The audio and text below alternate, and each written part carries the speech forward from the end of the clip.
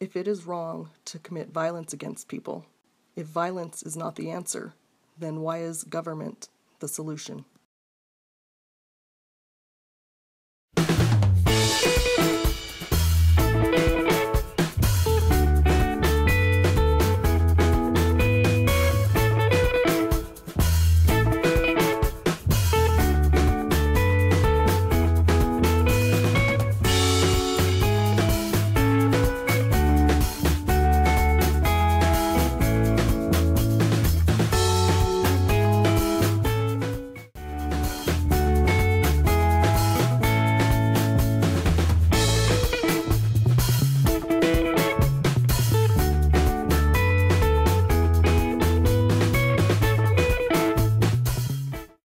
I would like to do a drastic downshift.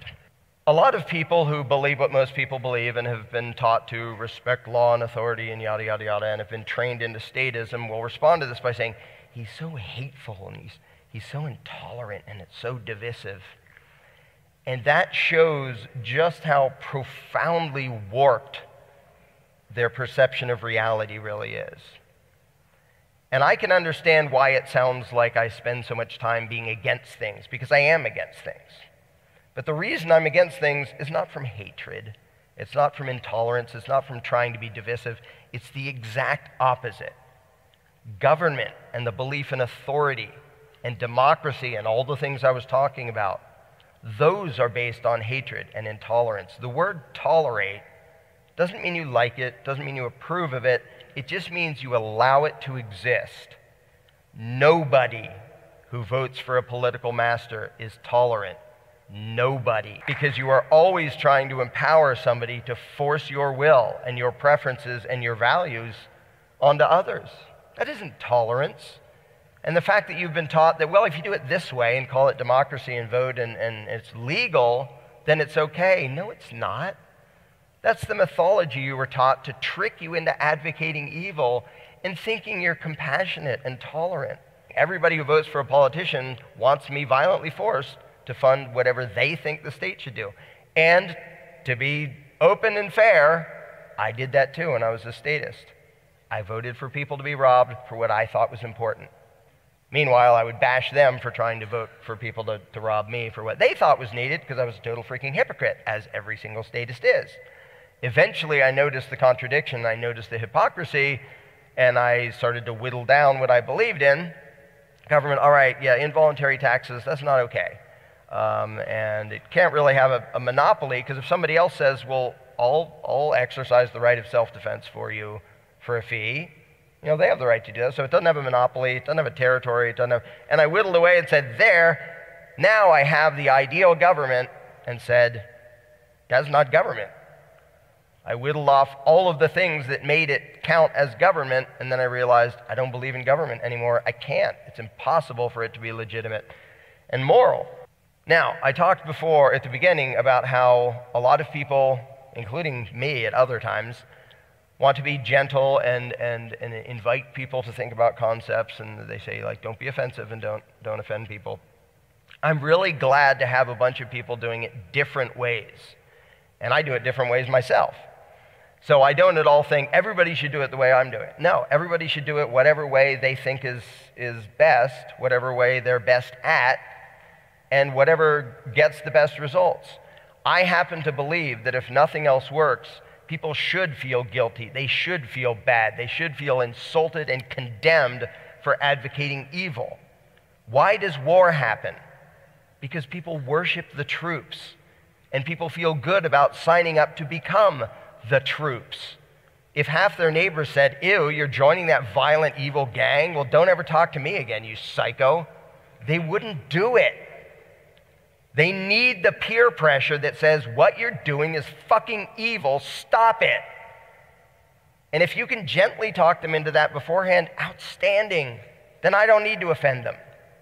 But obviously, that hasn't stopped it yet. So if the choices are offend the hell out of them to make them maybe think, even if they get defensive, even if they hate me, by the way, I don't care if anybody hates me. If I can make them think about something and they think I'm the most horrible person in the world, I don't care. They thought about something. And they might change their mind. Incidentally, I know a lot of former Marines who are now anarchists some who saw combat and some who didn't. And several of them have told me, yeah, I needed someone bashing the hell out of me because of all the worship and all the praise and everybody thanking me for my service.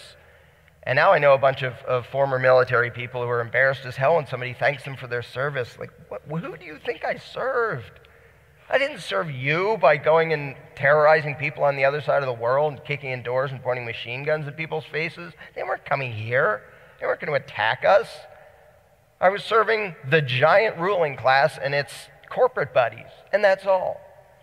And along that line, I highly recommend a book called War is a Racket by Smedley Butler, who was, at the time of his death, the most decorated Marine in history, who had like 30 years of combat experience and finally figured out, wow, I'm just a tool for some of the evilest people in the world.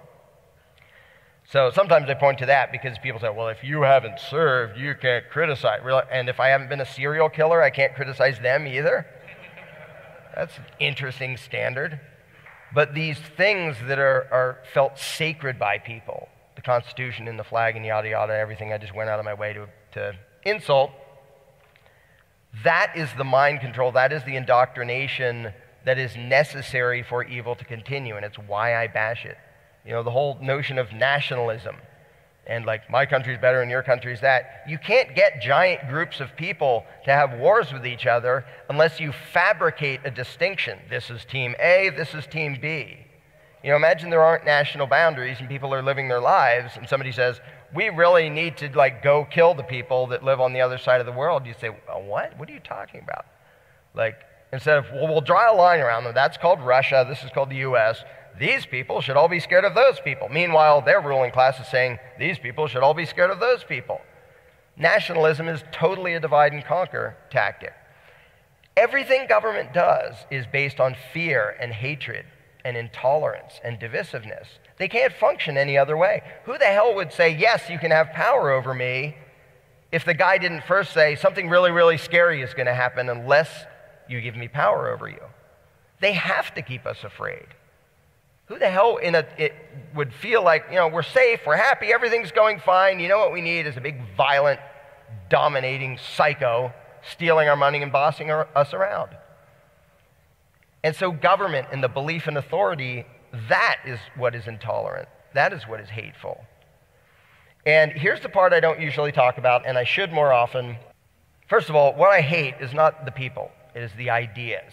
It is the insane superstition of authority and government and all that goes along with it, all the political mythology we were taught.